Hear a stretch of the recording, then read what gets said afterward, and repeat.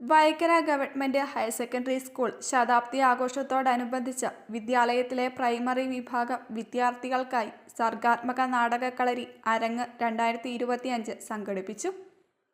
രഘുനാഥ് പടവ് നേതൃത്വം നൽകുന്ന പടവ് creative theatre കുട്ടികളെ അരങ്ങിലെത്തിച്ചു.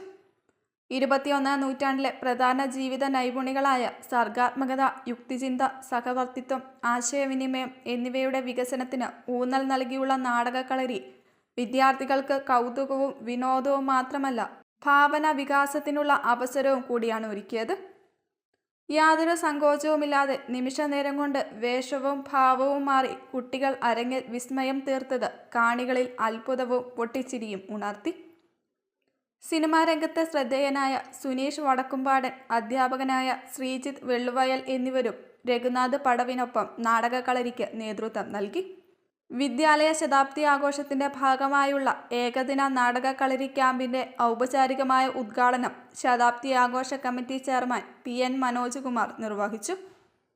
ചടങ്ങിൽ PTA പ്രസിഡന്റ് P മധുസൂദനൻ അധ്യക്ഷനായി.